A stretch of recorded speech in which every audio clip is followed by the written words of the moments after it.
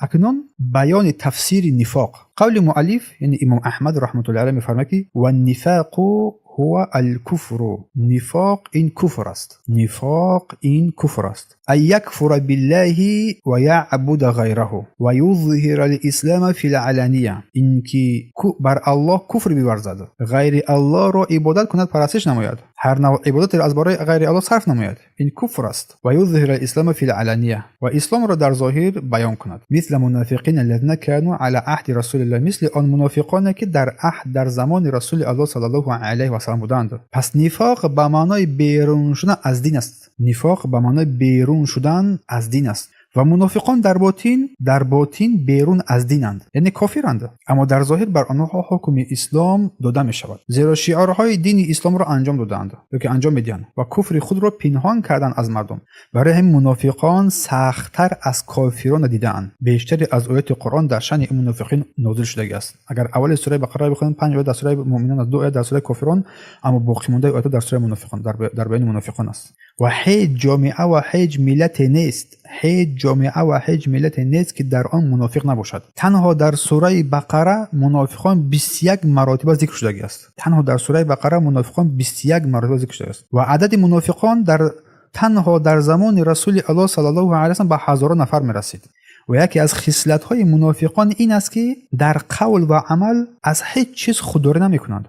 یعنی تمام نهی کرده الله را و رسولش را انجام میدهند، پروایی ندارند. هر چی که الله و رسول من کرده است پروایی ندارد، همون کار انجام رفتن میگیرد و بر ضد شریعت محمد صلی الله علیه و سلم توطئه و سخنها میگوید. اگر بگردید امروز چگونه مردمان زیادی هستند که نسبت شریعت محمد صلی الله علیه و سلم سخنها میگویند، نسبت سنت پیامبر سخن میگویند، بیشتر که آنها منافق هستند. و آلمانی ها و دموکراتیست ها بدتر از منافقان هستند. و منافقان تنها در صورت پیدا به وجود میآیند که اسلام قوی گردد. اگر اسلام قوی باشد منافقان پیدا میشوند. وقتی زیرا اگر اسلام ضعیف باشد کافران کفر خود را آشکار دیگر انجام میدهند و پروای هم ندارند. و مانند بودن پیامبر صلی الله علیه و سلم در مدینه، در مکه، بودن پیامبر در مکه در حالت ضعیفی قرار داشتند. اگر مسلمانان در آنجا در مکه مکرمه در آن زمان اگر که ضعیف نمی بودند خود را پنهان نمیکردند. و بعد دیگر عباره اگر ما معنا بگیریم، هرچند اسلام قوت یابد، هرچند اسلام قوت بیابد، منافق نفاق از بین رفتن میگیرد. هرچند اسلام ضعیف شود نفاق هم پیدا و قوی میگردد. انس بن مالک رضی الله عنه میفرماید که منافقان امروز سخت‌ترند از منافقانی که در زمان رسول الله صلی الله علیه و آله پیش از مرگش، یعنی پیش از مرگ رسول الله بودند. منافقان امروز، این در زمان انس بن مالک است، منافقان امروز سخت‌ترند از منافقانی که در زمان رسول الله صلی الله علیه و آله بودند پیش از مرگش. یعنی حسن بصری رحمت الله علیه میگوید که در صحیح بخاری ذکر شده است منافق از نفاق در امان نمیماند و تنها مؤمن از آن میترسد، از نفاق میترسد. در فتح الباری شرح صحیح بخاری از ابن حجر. پس مصیبت دشمن داخلی منافقان که خفی و پنهانکاری میکنند، چون اسلام را ظاهر نمودند، کفر را پنهان میکنند، در بین مسلمانان زندگی میکنند، اما از پی ریشه کن کردن اسلام و مسلمانان نقشه ها ترتیب میدهند. برای همین خاطر عذاب منافقان سخت‌تر و بدتر است از عذاب کافران ده و آنها در پایین‌ترین گودان جهنم قرار میگیرند. چون که الله میفرماید که ان المنافقین فی الدرک اسفل من النار ولن تجد لهم نصیرا. البته منافقان در پسترین طبقه های آتش هستند و هرگز برایشان یاری دهنده نمیابی که آنها را از آتش دوزخ نجات بدهی. و نفاق در نزد عقیده اهل سنت و الجماعت دو نوع است: نفاق اکبر، نفاق بزرگ که صاحب خود را از دین بیرون میکند، یا صاحبش تماما اسلام را اصلا در داخلش در باطنش قبول نکرده است، یعنی اسلام را نشان دادن، کفر را پنهان کردن. اما نفاق اصغر و خرد باشد از قبیل صفت‌هایی که شریعت آن را نفاق مقرر کرده است، نفاق نامیده است، از قبیل وعده خلافی کردن، دروغ گویی کردن، خیانت نمودن، بر امانت وفا نکردن. و صاحب این گونه انسان ها مثل منافقان هستند. به عنوان تنبلی در نماز، خودنمایی کردن در اعمال عبادت ها و غیره از نفاق اصغر به شمار می روند. و این گونه انسان پناه به سوی الله سزاوار عذاب است. این گونه انسان سزاوار عذاب است، اما بنده را از ایمان کاملا بیرون نمی کند. اما وصف نفاق را، صفت نفاق را در خود کسب کرده است، انسان را کاملا از دین خارج و بیرون نمی کند. پس نوعهای کفر و نفاق برادر و خواهران گرامی اینهایند. نوعهای کفر و نفاق: نوع اول انکار الله در باطن در قلب، انکار الله در باطن در قلب، یا انکار بعضی از چیزی که از جانب الله نازل شده است، یا انکار کردن رسول الله صلی الله علیه و سلم، یا انکار و رد بعضی از چیزی که از جانب رسول الله صلی الله علیه و سلم با احادیث صحیح آمده است، یا که نفرت و بغض به الله یا که رسول الله یا که بر سنت او داشتن، نفرت بر رسول الله صلی الله علیه و سلم کردن، یا که سرور و خرسندی نمودن بر ضعف اسلام و مسلمانان، یا که بر نصرت و پیروزی مسلمانان حسرت خوردن، یا که بر نصرت و پیروزی کافر بر بالای مسلمانان خوشحال شدن. پس هر که اگر این چیزها را در خود داشته باشد، پناه به سوی الله، در پایین‌ترین و عمیق‌ترین تاریکی جهنم در تحت یهودیان و نصرانیان و مشرکین قرار می‌خواهد گرفت، چون اینها از کفر اکبر به حساب می‌رود. پناه به سوی الله. الله ما را از این پاکیزه نگاه می‌دارد. از کفر اکبر به حساب می‌رود. یک بار دیگر نوع‌های کفر و نفاق. نوع اول گفتیم انکار الله در باطن در قلب یا که در ظاهر. اگر از باب نفاق بگیریم در باطن، از باب ظاهر بگیریم در کفر. انکار بعضی از آن چیزی که الله نازل کرده است در کتابش توسط پیامبرش، یا انکار کردن رسول الله صلی الله علیه و سلم، یا انکار کردن بعضی از آن چیزی که رسول الله آورده است با احادیث صحیح، یا که نفرت و بغض به آن چیزی که الله نازل کرده است، یا که نفرت و بغض بر آن چیزی که رسول الله آورده است، سرور و خرسندی نمودن بر ضعیفی مسلمانان و اسلام، یا که نصرت و پیروزی مسلمانان بر کافران بعدش می آید. پس هر کی یک از این 8 امور و این وصف را در خود داشته باشد، العیاذ بالله باید در نفاق اکبر است، در پایین‌ترین و عمیق‌ترین و تاریکی جهنم تحت یهودیان و نصرانیان و مشرکین قرار می‌گیرد. پناه به سوی الله. اما نوع دوم کفر جهود است. کفر انکار و جهود میگویند، مانند انکار و تکذیب الله و پیامبرش. کفر نفاق در باطن است، اما کفر جهود باشد انکار در ظاهر، مانند کفر فرعون. و نوع سوم کفر رد و امتناع است، رد کردن، سرپیچی کردن، یا تکبری، اینکه امر الله و امر رسول الله را رد کردن، با تکبری در مقابل امر الله و امر رسول الله مقابلیت نشان دادن، مثل کفر ابو طالب. و نوع چهارم کفر شک و گمان است، کفر شک و گمان، مانند شک کردن در ربوبیت الله. الله خالق است، رازق است، مالک است، زنده گردنده و میراننده است. چون که مشرکان حاضر هستن، مثلا از شیعیان، از صوفیای مشرک، همه اینا را از در غیر الله نسبت میدهند. یا شک کردن در الوهیت او، عبادت رو از برای غیر الله صرف کردن، یا شک کردن در فرشتگان، یا شک کردن در یک از پیامبران، یا شک کردن در یک از کتابها، یا شک کردن در بهشت یا دوزخ یا جنت و بهشت، عذاب قبر، رستاخیز یا فرارسی قیامت. همه اینا کفر هستند. و نوع پنجم کفر اعراض می شود، یا رویگردانی. اعراض و رویگردانی، ناآموختن دین الله و عمل نکردن با دین الله، یعنی الله آنچه که از جانب رسول الله به ما آورده است بر آن الله را عبادت نکنی.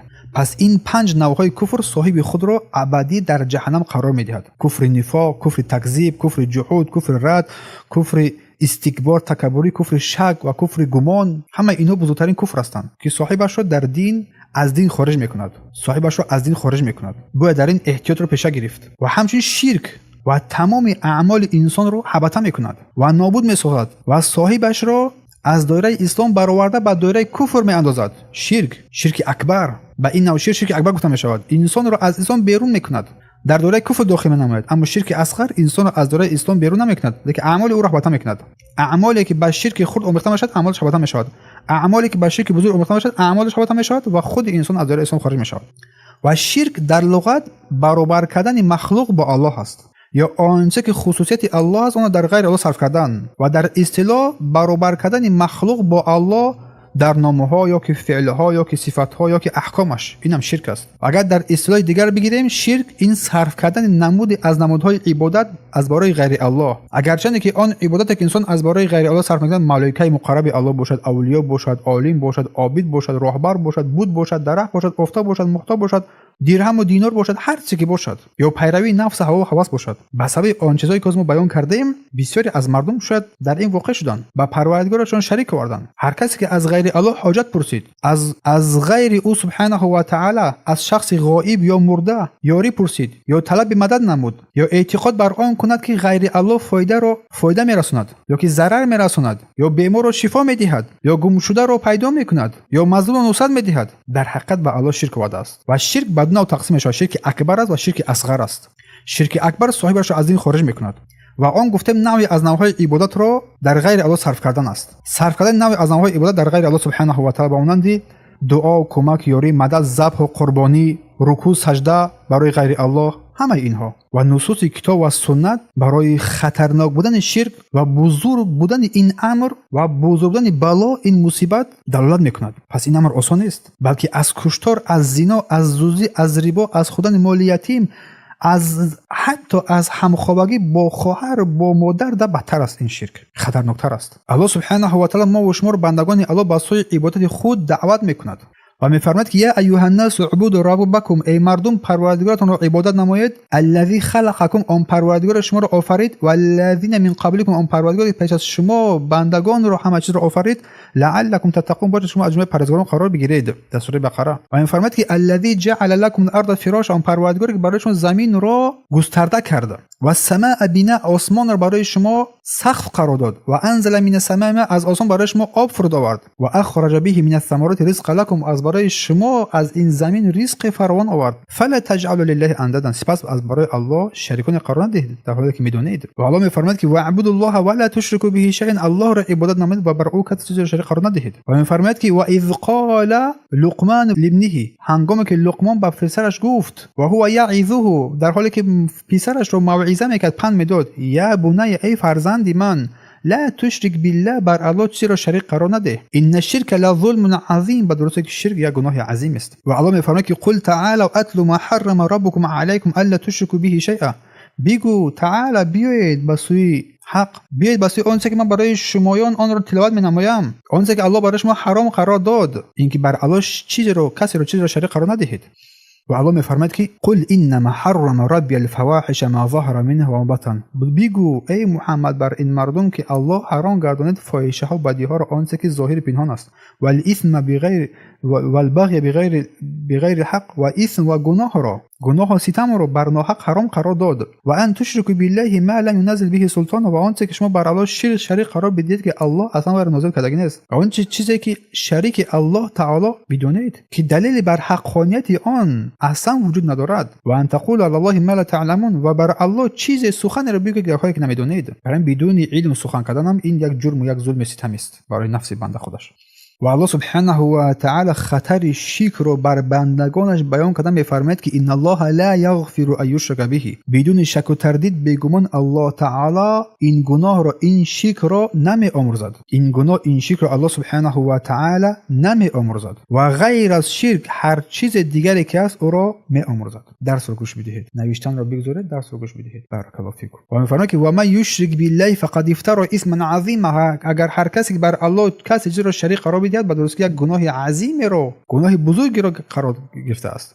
الله میفرماید که ان الله لا یغفر ان یشرک به و یغفر ما دون ذلک لمن یشاء، الله شرک رو نمی آموزد و غیر شرک از برای هر کس هر چیزی بخواد می آموزد. و من یشرک بالله فقد ضل ضلالا بعیدا، هر کس که به الله شرک بیارد بدرسته در یک گمراهی عمیق چقور در آمده است. و الله میفرماید که ان الذين كفروا من اهل الكتاب والمشركين، بدرسته اون کسانی کافر شدن از اهل کتاب و مشرکان، فی نار جهنم، در آتش جهنم قرار میگیرن، خالدین فیها، در آن جاودانه میمونن، اولئک هم شر البریه، آنها بدترین انسان هستند، بدترین آفرینش هستند، کسانی که به الله شرک میآورند. و الله میفرماید که و من اضل ممن یدعو من دون الله، کیست گمراهتر از آن کسی که به غیر الله کسی چیزی را عبادت می‌نماید. من لا یستجیب له الی یوم القیامه، آن کسی را عبادت می‌نماید، از آن کسی دعا و کمک یاری می‌خواهد که تا روز قیامت را اگر بخواهد دعای او را نمی‌پذیرد، دعای او را نمی‌شنود، و هم عن دعاء غافلون، در حالی که آنهایی که مردگانی که تو از او کمک یاری مدد می‌خواهی، از این شیخ و پیرو، اصلا تا روز قیامت اگر آنها را بخوای آنها از دعای تو در غافل هستند، دعای تو را اصلا نمی‌شنوند، درک نمی‌کنند. و سوم این که شرک تمام اعمال بنده را حبطه و نابود می‌سازد،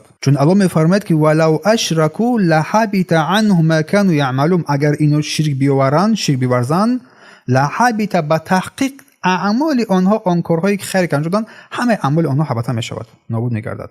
و الله میفرماید که ولقد اوحی الیک و الی الذین من قبلک لئن اشرکت لیحبطن عملک ولتکونن من الخاسرین، به درستی که اوحی الیک، برای تو ای محمد وحی شد، و آن پیامبرانی که پیش از تو بودن بر آنها وحی شد. چی وحی شد؟ لئن اشرکت، اگر که شرک به الله بیاوری، لیحبطن، به تحقیق عملت حبطه می شود، ولا تکونن من الخاسرین، و از جمله هلاک شدگان، قطعا که از جمله زیانکاران و هلاک شدگان قرار میگیری. و چهارم هر که در حال بیمیرد که به الله متعال شرک می‌ورزد همیشه و جاوید در آتش جهنم باقی میماند. هر که الله را ملاقات نماید در حالی که شرک ورزده است در آتش جهنم ابدی و جاوید میماند است. چون الله میفرماید و جعل لله اندادا لیضل عن سبیله و برای الله متعال همتایان قائلش میشوند تا دیگران را نیز از راه او از راه الله گمراه بسازند. قل تمتع بکفرک قلیلا، بگو بر آنها ای پیامبر اندک زمانی با این ناسپاسی خود از نعمتهای الهی در این دنیا بهره‌مند شوید. انک من اصحاب النار، به درستی که در آخرت از آتش جهنم قرار میگیرید، از اهل جهنم قرار میگیرید دیگه در آن روز. و همچنین الله میفرماید که انه من یشرک بالله فقد حرم الله علیه الجنه و مأواه النار، به درستی که هر کسی که بر الله شریک بیورزد، شریک بیاورد، کسی را همتای او قرار بدهد، کسی را که غیر الله عبادت نماید، از کسی دعا و کمک یاری مدد طلب نماید، از هر کسی، از مردگان، از شیخا، از پیرا، چی فرمود؟ فقط حرم، به درستی که الله جنت را برای حرام قرار داد و مأواه النار و جایگاه آتش می شود و ما للظالمین من انصار، دیگر هیچ برای این ظالمان هیچ نصرت دهنده نیست، دیگر هیچ نصرت دهنده دیگر نیست. و قول الله را خوانید که درستی که اون کسانی کافر شدن از اهل کتاب و مشرکان در آتش جهنم جاودانه باقی میمونند که اینها بدترین آفریننده های الله هستند به خاطر آن شرک آوردن. و همچنین الله سبحانه و تعالی میفرماید که و اذان من الله و رسوله الى الناس یوم الحج الاکبر ان الله بریء من المشرکین و رسوله، و این اعلام است از جانب الله، یک اعلان و اعلام است از جانب الله متعال و پیامبرش به مردم در روز حج اکبر، در عید قربان، که الله متعال و پیامبر است از مشرکان بیزار است. الله از مشرکان بیزار است و پیامبر از مشرکان بیزار است در سوره توبه. پس این است اعتقاد صحیح. چون مردمانی هستند که امروز مشرکان و دوستان خود میگیرن، بلکه علاوه بر این با بر ضد اهل توحید میجنگن. ان الله بریء من المشرکین، الله از مشرکان بیزار است و رسول الله از مشرکان بیزار است. از عبدالله ابن مسعود رضی الله عنه روایت است که رسول الله صلی الله علیه و فرمودند کسی در حال بیمیرد که غیر الله را معبود قرار نداده است و از او یاری و مدد کمک نطلبیده است داخل بهش میشود. کسی در حال بیمیرد که، خوب گوش بدهید، در روایت بخاری است، کسی در حال بیمیرد که غیر الله را معبود قرار داده است، از او دعا و کمک یاری مدد طلب کرده است و به توبه کردن از این دنیا گذشته است، او داخل دوزخ خواهد شد.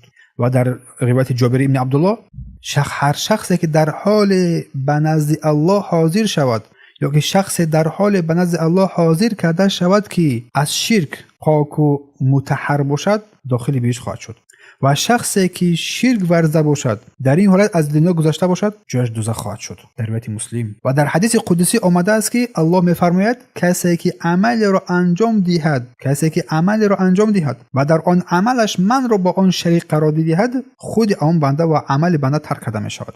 اما شرک اصغر باشد، شرک خرد، هر قول و عملی که سبب رسیدن در شرک اکبر باشد، هر قول و سخن و عملی که سبب رسیدن بر شرک اکبر باشد شرک اصغر نامیده می شود. از رسول الله صلی الله علیه و سلم روایت است که فرمودند در روایت احمد و بیهقی در شعب الایمان، بغوی در شرح سنه، خوفی که من درباره شما دارم بر شما دارم این خوف شرک اصغر است، شرک خرد است. پرسیده شد که شرک اصغر چیست ای رسول الله؟ گفتند که ریا است. با مانند اختیار کردن مسجد در داخل قبرستان یا که نماز در قبرستان گذاشتن یا که در داخل قبرستان مسجد بنا کردن، هر کس این کارو کنه در لعنت الله سبحانه و تعالی قرار میگیرد. از روایت عایشه رضی الله عنها مادر مؤمنان از رسول الله صلی الله علیه و سلم در بیماریش که از آن بیماری دیگر برنخواست فرمودند که در روایت بخاری و مسلم است لعنت الله بر یهود و نصرانیان باد. برای چه الله رسول الله آنها را لعنت کرد؟ لعنت آنها شامل آن کسی که اگر عمل آنها را انجام میداد شامل میشود. لعنت الله بر یهود و نصرانیان بود. به خاطر چیز؟ چون قبر پیامبرانشون مسجد قرار دادن. قاضی میبینی قبرستان رو به مسجد قرار تبدیل میدن، یا که در داخل مسجدها شخصی رو میگرونن. و نمودهای شرک اصغر، این شرک خود دو نوع شرک اصغر است: شرک خفی پنهان و نهان و شرک ظاهر آشکار است. یکم شرک خفی با مانند شرک در نیت و اراده و ضعف. شرک در نیت این شرک خفی است، در اراده، در ضعف. بعضی از مثال ها ریا، خودنمایی، یعنی وقت شخص کار را انجام میدهد که او را به الله نزدیک میکند، اما او میخواهد که مردم او را برای این کارش ستایش کنند. یا شنونده با تلاوت قرآن کریم تا مردم آن را بشنوند و ستایش و مدح کنند تلاوت میکند. دوم شرک ظاهر که دو نوع است. شرک در لفظ در سخن است و شرک در عمل است. در لفظ در سخن، شرک در عمل. حالا وقتی نمودهای شرک اصغر، شرک اکبر را در بالا ذکر نمودیم قسمت آن را. نمودهای شرک اصغر خرد گفتیم دو نوع است. شرک خفی پنهان نهان است که شرک خفی گفتیم نوع در نیت، اراده و قصد می شود، ریا و خودنمایی. اما شرک در ظاهر گفتیم دو نوع است. شرک در لفظ در سخن و شرک در عمل. شرک در سخن مثال سوگند خوردن به غیر الله سبحانه و تعالی، سوگند قسم خوردن به غیر الله، قسم به مادر، پدر، بیبی و نمیدونم به هر چی، به سنگ، به زن، هر چقدر، این شرک است. علیه بالله این عمل شرک است، زشت است. این چون رسول الله صلی الله علیه و آله آگاه کنید امتش را، در روایت بخاری است گفتن آگاه باشید الله شما را از این که به پدران خود سوگند بخورید من کرده است. الله شما را به این که با پدران خود سوگند بخورید من کرده است. اگر کسی بخواهد سوگند بخورد پس به نام الله سوگند بخورد وگرنه خاموش بایستد. و از ابن عمر رضی الله عنه روایت است که پیامبر الله صلی الله علیه و آله فرمودند که هر کسی که غیر الله قسم بخورد به دوستی که شرک ورده است. در روایت ابی داود و احمد و ترمذی سوگند خوردن به کعبه، سوگند خوردن به امانت، به شرف، به کودک، به کمک، به برکت فعل، جان فلانی، زن، نمیدونم ولی، پدر، مادر، سری فرزند، همه اینا شرک هستند، جایز نیست، حرام است. اگر کسی مرتکب چنین کاری شود، اگر این شرک و این نمودهای شرک رو با زبان بگوید که این شرک لفظی هست، با زبان بگوید، کفاره آن لا اله الا الله گفتن است. کفاره آن لا اله الا الله گفتن است، چون که در روایت بخاری و مسلم آمده است. در حدیث صحیح است که کسی که بلاد و اوزان نامه‌های بتان که در وقت جاهلیت عرب‌ها می‌پرستند با آنها سوگند بخورد، برای کفاره آن لا اله الا الله بگوید گفتن صلی الله علیه و سلم. همچنین بعضی از کلمه‌های شرک‌آمیز و حرام دیگری هم وجود دارد که در زبان بسیاری از مردم گفته می شود. با اونان که میگویند که به الله و به تو پناه میبرم، یا که توکل من به الله و به تو، از جانب الله از جانب تو، یا کسی جز الله و تو رو ندارم، در آسمان الله در زمین تو رو دارم، اگر الله و فلانی نمی بود و میگذارد. فهمو؟ پس روش صحیح و درست این عباره ها این است که در میان این جمله ها کلمه سپس رو استفاده بری، نه و سپس رو. مثلا بگه که اعتماد به الله هست و سپس بر تو، یا که میگن بعضی از مردم میگه زمانه چقدر نامرد است که یک نوعی از دشنام بر زمان است که این جایز نیست، حرام است، یا که این زمانه بد است، یا که این ساعت بد است، یا که زمانه فریبکار است و غیر از اینها. چون در حدیث رسول الله بر دهر بر زمانه دشنامیدن را منع کرده است، چون این زمانه مخلوق الله سبحانه و تعالی است و الله خالق این زمان است. یا که واژه‌های نوپیدا شدگی است که مخالف توحید است. سوسیالیسم اسلامی، دموکراسی اسلامی، خواست ملت و خواست پروردگار، دین از آن الله است، وطن از آن همه است، به نام عربیت، به نام ملت، به نام وطن، به نام استقلال، همه عملهای شرکی هستند. یا همچنین گفتن کلمه‌های مالک الملک، شاهنشاه، قاضی، قضات، مانند این عبارات در بشریت استفاده می‌برند. یا که استفاده کردن لفظ سید برای شخص منافق یا که کافر، یک منافق از یک کافر است برای سید خود قرار می‌دهی. یا که استفاده کردن کلمه لو، اگر، در ناراضگی، در پشیمانی، در حسرت، همه اینا استفاده اگر استفاده می‌برند. اگر فلان نمیشد، اگر این کار نمیشد، این طرح نمیشد، اگر این کار نمیشد، این طرح، همه این لفظ شرکی هستند. بعد از اینا پرهیزگاری کرد. یا که در دعا میگه که اللهم اغفر لی ان شئت، پروردگار اگر بخوای مرا بیامرز. این لفظ شرکی هستند، از اینا باید انسان پرهیزگاری نماید. یک شخص منافق رو سید میگویی، راهبر کلانش میگویی، بزرگش میدونی. بله، این همه شرکای لفظی بودن، در لفظای مردم بسیار میپیچند. بعد از اینا پرهیزگاری و برحذر بود. دوم شرک در عمل می شود. شرک در عمل و مثل آویزان کردن تومار، برگردان ها، ماشین ها، خانه ها، یا که دیگر انواع رشته ها، سنگ ها یا چیزهایی که به خاطر نفع یا که دفع ضرر یا ترس یا چشم بندی بسته میشن، هم اینا شرک هستند. اینا شرک گفتیم چی در عمل هست. چون که رسول صلی الله علیه و آله فرمودند در روایت ابن مسعود است، ابی داود و ابن ماجه و احمد روایت می‌نماید که به درستی که رقیه، تومار و تیواله، مهره چشمی و غیره شرک است. گفتند که رقیه از رقیه‌های شرکی. و همچنین از عوف ابن مالک اشجعی رضی الله عنه روایت می‌کند که گفت ما در زمان پیش از اسلام یعنی رقیه می‌کردیم. پس گفتیم ای رسول الله صلی الله علیه و آله این رو چگونه می‌بینید؟ یعنی که این رقیه که ما می‌خونیم آیا برای شما این خوش است، آیا این درست است، درست نیست؟ فرمان رقیه‌های خود را گفتن به من نشان بدهید تا زمانی که در آن شرک نباشد هیچ باکی ندارد. پس شرک از بزرگترین نوع‌های ظلم است، یکی عظیمترین و بزرگترین که بعد این دیگر ظلمی نیست، این آخرین ظلم است شرک. و از ظلم گذاشتن چیزی در غیر موضعش است، گذاشتن حق یا تجاوز نمودن آن، یا گذاشتن چیز در غیر محلش، یا کم زیاد نمودن آن، یا تجاوز نمودن حدود شریعت را. همه این چی است؟ این ظلم است. و ظلم دو نوع است. ظلم یکم ظلم شخصی که به خود ستم میکند. ظلم دو نوع است. یکم ظلم شخصی که به خود ستم میکند و این ظلم شخصی که به خود ستم میکند این دو نوع است. قسم اول ظلم و ستم نمودن انسان بر نفسش، بر نفس خودش، که انسان در هلاکت ابدی در شرک اکبر واقع می شود. این نوع ظلم از بزرگترین ظلم است که انسان در خود روا می‌بیند، صاحبش را از دین خارج می‌کند یا نوعی از نوع عبادت در غیر الله صرف می‌کند. چون الله می‌فرماید که والذین آمنوا ولم یلبسوا ایمانهم بظلم، آن کسانی که ایمان آوردند و ایمانشان را با ظلم با شرک آمیخته نکردند، اولئک لهم الامن، اینا هستند در امانی در دنیا و آخرت، و هم مهتدون، اینا هستند هدایت یافتگان. پس اهل هدایت رو الله در چی وصف کرد؟ در آن که شرک به الله نمی‌آورند، اینا هدایت یافتگان هستند، اینا در امان هستند.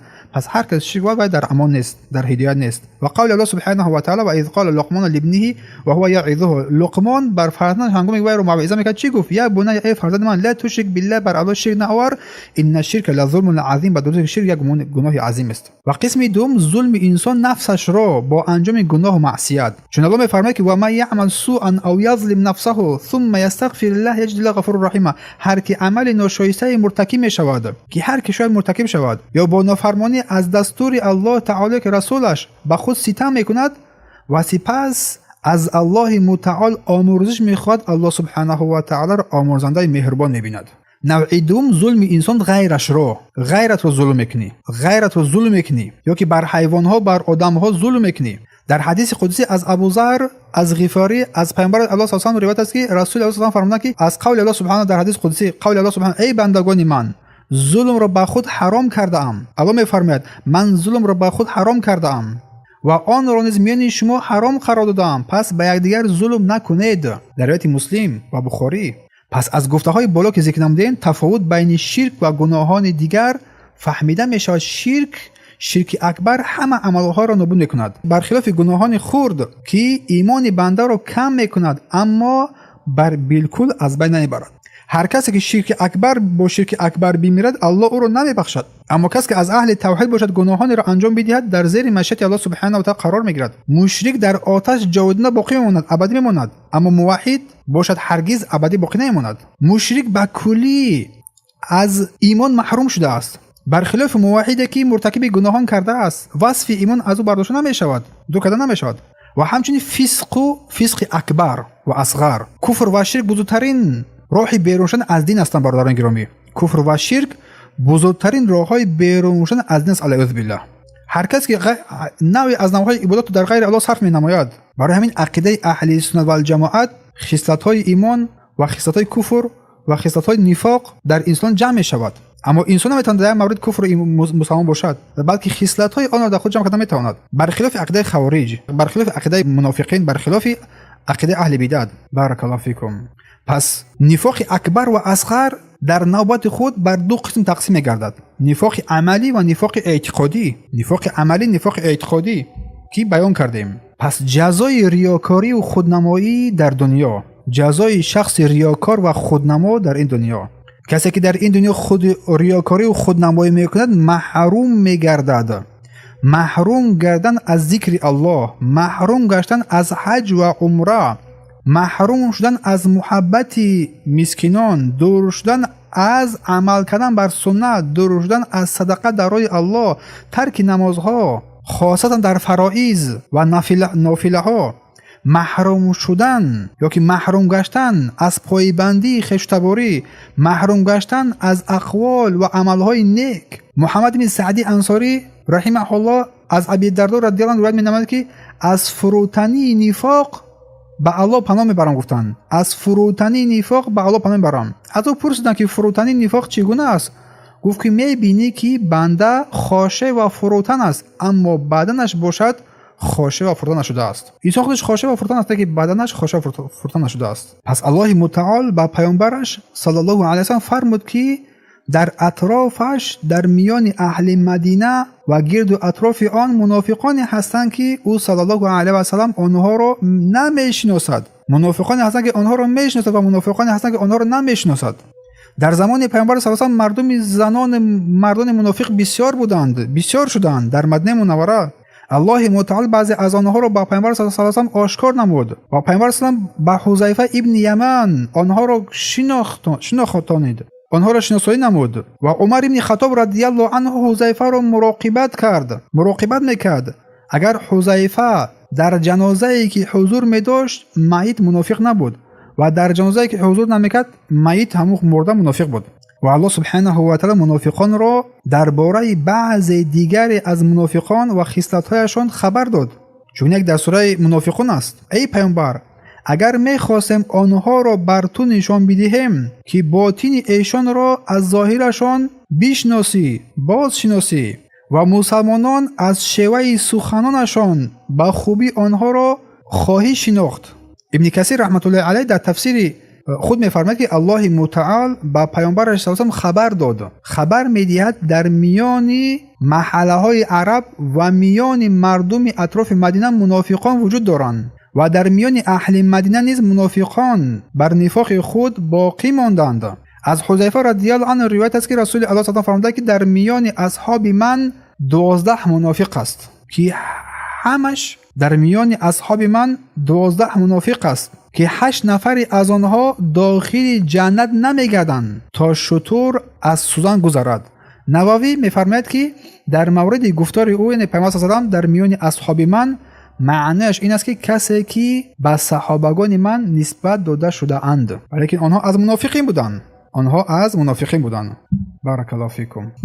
بسیار درس مفید و مناسب بود و الله سبحانه و تعالی توفیق عمل را برای ما و شما عطا فرماید، نصیب گرداند و ما را از هر بدیها دور بسازد و توفیق عمل کردن با آن گفتیم را نصیب روزی بگرداند. برای همه کسان خواهران و برادرانی که در درس اشتراک کردن و گوش کردن دعای نیک میکنیم. الله سبحانه و تعالی همه ما و شما را توفیق بر بندگی عطا فرماید و از هر گونه بدیها دور بسازد و بر هر گونه نیکی‌ها ما و شما را موفق بگرداند. موضوع خیلی مناسب و خوبی بود از این کتاب اصول سنت امام احمد بن حنبل در مورد نفاق و کفر که صحبت نمودیم و اگر که زنده و سلامت باشیم درس دیگر باذن الله تعالی در بیان نقطه دیگری که امام احمد می‌فرماید که همچنین بیان نفاق از حال نفاق بیتون را رسیده است. بیان نفاق هم رفتن میگیرد تسلیم شدن بر نصوص اگر یک تعبیر آن را نداریم و بیان نفاق و دلیل‌ها بر بیان نفاق و منافقین امام احمد مثال‌های میارد، چیزهای میارد. ان شاء الله که در این مورد صحبت میکنیم و در مورد ترک گناه که ترک نمودن گناه معصیت 3 نوع است و دیگر مسئله هایی که در اینجا در این کتاب ذکر کرده است آنها را تلاش می‌نماییم که بر شما بیاریم و همچنین مسئله که چه کسی حق تکفیر نمودن را دارد و چه کسی ندارد را هم با شما ان شاء الله که در این مورد ذکر می‌نماییم و دست را جنبش می‌نماییم. درس گذشته ان شاء الله در مورد بهشت و دوزخ و حکم این کار کنندگان بهشت و دوزخ که امام احمد آورده است این مثال ها را با شما ان شاء الله که آن را ترجمه و بیان می‌نماییم اگر که زنده باشیم و سلامت باشیم باذن الله تعالی. در همین درس رو بهتون میرسونیم. سبحانك اللهم بحمدك اشهد ان لا اله الا انت استغفرك و اتوب الیک.